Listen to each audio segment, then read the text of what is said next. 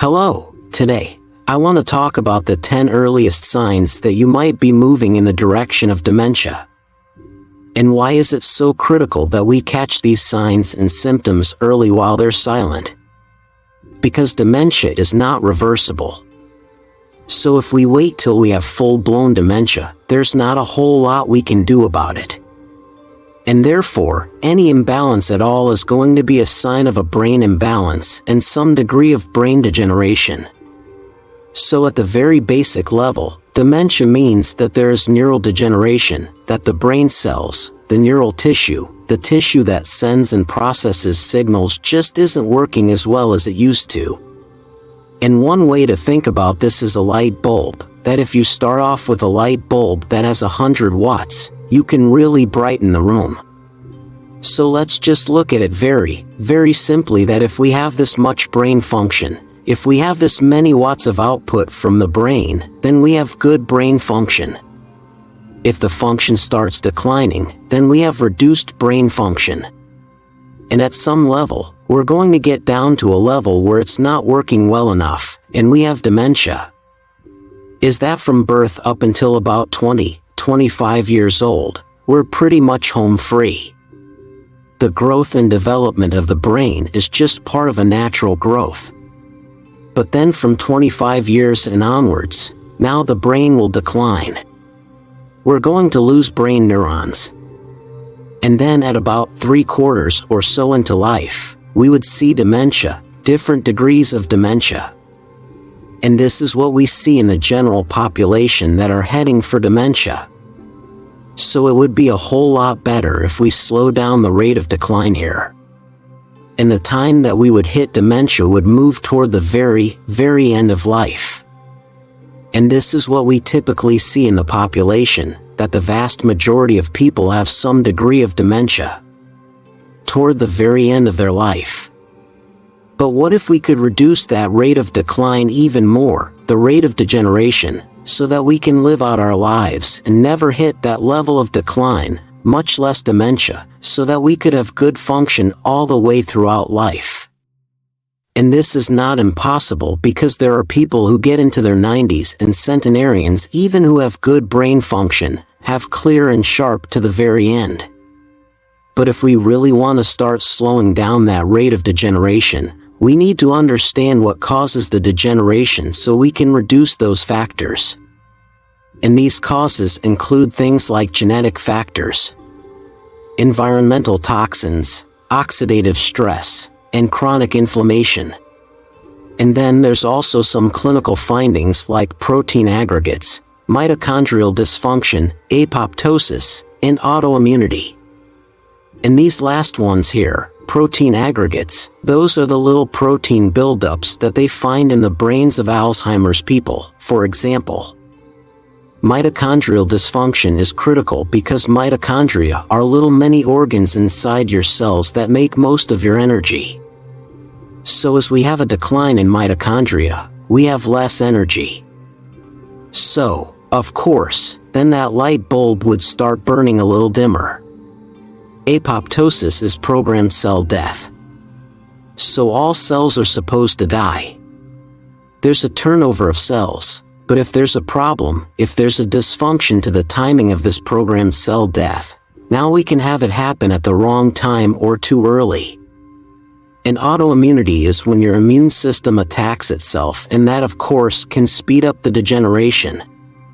But if we look at this big list, then the genetic factors are the most important, but we have to understand what genetic factors mean. 'Cause most people think that's just your DNA. When we talk about genetics, most people talk about the genetics that you get when you are conceived and that you have unchanged throughout life. But that's just your genetic makeup. What we're talking about is genetic expression, because that's the bigger part of these genetic factors. And the expression of your DNA comes down to lifestyle, which is in this yellow square here. That's a huge load on the body, on your DNA, on your genetic makeup. Then we have oxidative stress, which is again, part environmental toxins can cause oxidative stress, but then there are many, Many other factors like smoking and processed foods and sugar can also increase this oxidative stress, and of course, chronic illness. Inflammation, which we talk a lot about, which is part of metabolic syndrome and also from autoimmunity. But then all the rest of the list here that people very often talk about as the causes of dementia, they are really just secondary. They're the result of the stuff in yellow here. So the yellow is where we need to focus because that is our lifestyle.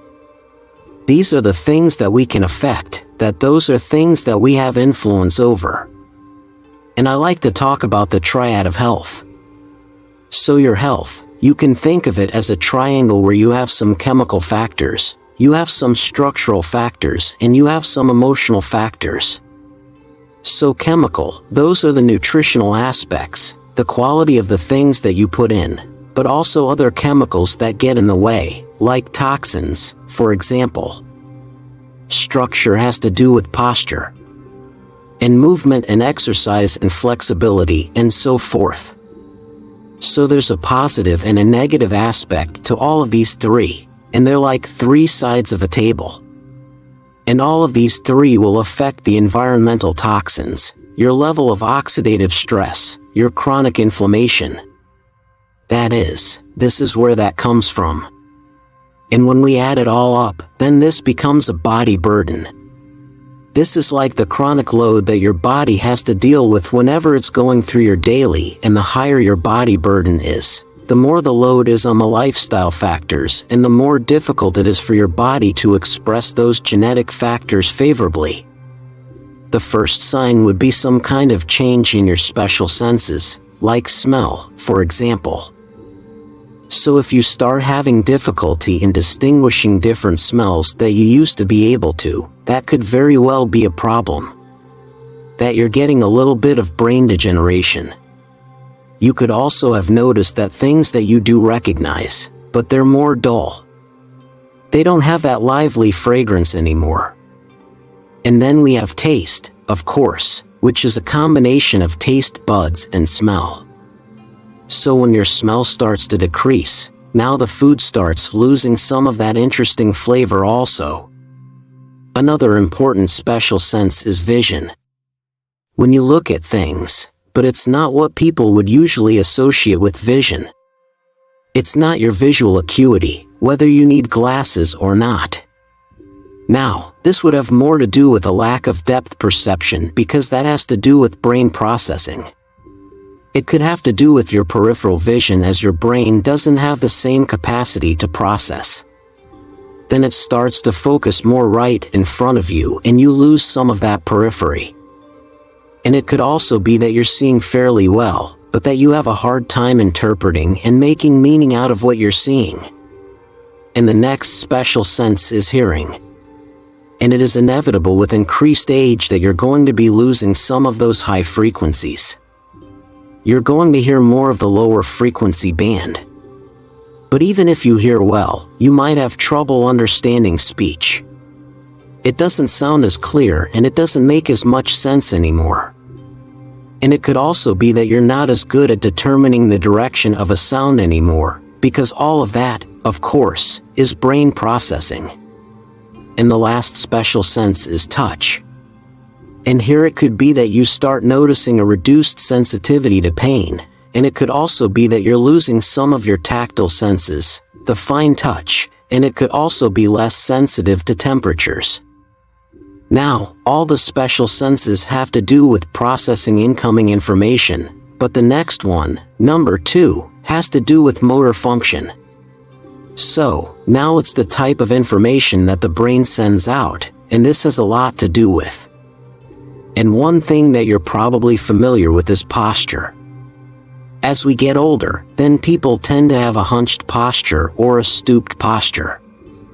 But again, this is not inevitable. If we work on our posture, if we maintain that posture, movement, and we practice posture, then it doesn't have to become that way.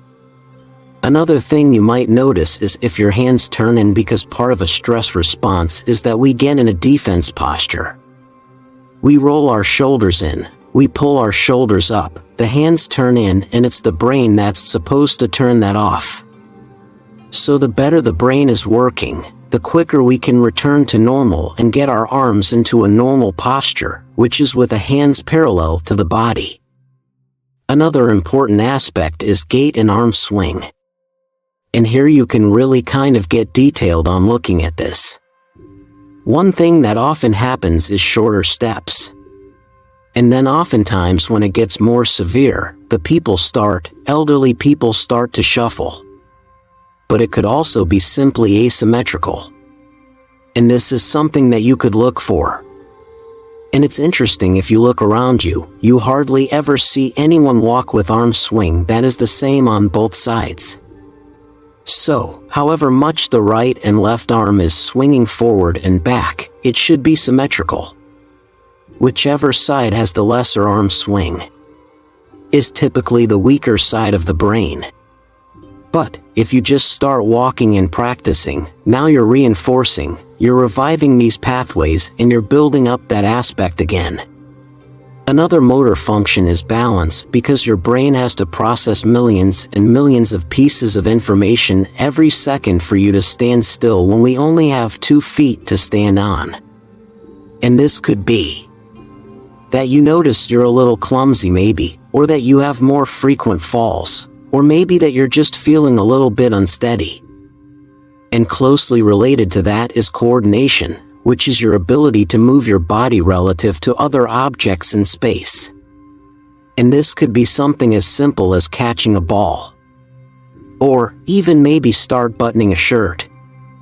If those movements start to feel difficult, that could be a sign of early brain degeneration. And the earlier that you can catch any of these, at the very, very subtle stages, the more likely that you can do something about it relatively simply. Another aspect of motor function is also facial expressions and facial asymmetry. So, the brain tells all the little muscles what to do, and the health of the brain sets the basic tone. So if you have more muscle tone in one side of the face than the other, if you notice for example that one side is drooping, then that can be a sign of degeneration. It could be that you notice that you or someone else is less expressive, that their face doesn't have as much expression anymore. And maybe you see that you or someone is developing more of a crooked smile or some other facial expression. Sign number 3 is handwriting. So, if you used to write really neatly and then it starts to look more sloppy, then that can be a sign of brain degeneration, because you don't have that same level of control. And of course, I'll have to mention that doctors are of course exempt from this rule, because we are trained to write very, very sloppy. So what we're talking about is more recent changes. It's not something you've done all your life. But if you notice that it gets more shaky and less controlled, then that may not be a good thing. Another very specific case is called micrographia. And this is particularly associated with Parkinson's disease. And this is where you notice if someone is starting to write very, very slow and very, very small. It's like they're taking great care to write, but everything becomes really tiny. And this is for 3 reasons. Because with Parkinson's you have less speed of your motions, so you have to focus harder at controlling them, and you're also getting more muscle stiffness because the brain sets the muscle tone, meaning it decides how much to turn it on and off in any given moment. And with Parkinson's, you get muscle stiffness because it doesn't know how to turn it off. And of course, with Parkinson's, you also have less control, less coordinated movements. Number 4 is speech changes.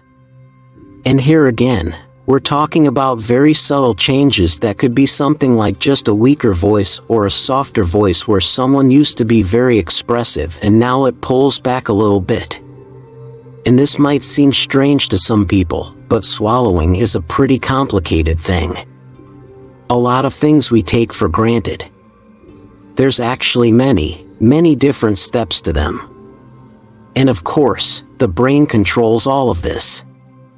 And this would be if you have difficulty swallowing in the absence of some other noticeable fact, like when you don't have a sore throat or you don't have a swelling. In some cases where people have a neck problem, like they have a growth on their spine or they have an enlarged thyroid or something, that could affect your ability to swallow. But if you have trouble, even when there's nothing that they can find, then that could be a neurological thing. Number 6 is tremors, which is a form of mild shaking, repetitive shaking. And this one, we need to understand a little bit because here we're talking about some mild and temporary shaking initially, and this would be mostly noticed in your hands and fingers. And it would be at rest, meaning you're just kind of sitting there and it starts shaking. And related to that, I want to mention something called a twitching eyelid or a blepharospasm. It means that there was an imbalance in your brain and nervous system, but it was temporary. So, we don't want to worry too much about all the little things that come and go. Number 7 is less stamina. And here we're talking about different types. We're talking about physical endurance, because if you're working out, if you're moving physically, if you're exercising, the brain still has to drive that activity. Sign number 8 is decreased reflexes. So this could be a slower reaction time in general, or it could be more specific, like we have slower, responses to visual or auditory cues, like something shows up in our visual field, we see or we hear something and it just takes a little bit longer to react. Sign number 9 is spatial confusion. And this is when you don't have a great sense of direction anymore. But what we're talking about here is more of a change that if there's an area that you're supposed to know, and all of a sudden you have difficulty navigating, even though it should be familiar. And another one could be that you have spatial confusion in an area, in an environment, in a room that should be very familiar.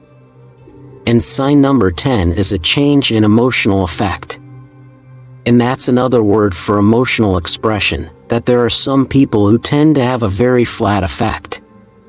That means that they don't show much emotion with their facial expressions or their voice. So, when you have flat effect, then you have less vocal intonation. So it's normal in speech to have your voice go up and down. And one way we do this is with our voices, and another way is with facial expressions. So if both of those start going a little more flat, that could be a sign that your brain is not as bright anymore. So if it's a very early, gradual degeneration, we would probably be more likely to see a flat effect. But in later stages, we could actually see the exact opposite because now the brain is supposed to inhibit the effect. So I hope you see how the brain is really what controls everything. There are no accidents. If you stumble, if you have sloppy handwriting, if you are out of balance, it all means something. It's not accidental. It's pretty much what we talk about in all my videos. And I've done some specifically on how to prevent early dementia. If you enjoyed this video, you're going to love that one. And if you truly want to master health by understanding how the body really works, make sure you subscribe, hit that bell and turn on all the notifications so you never miss a life-saving video.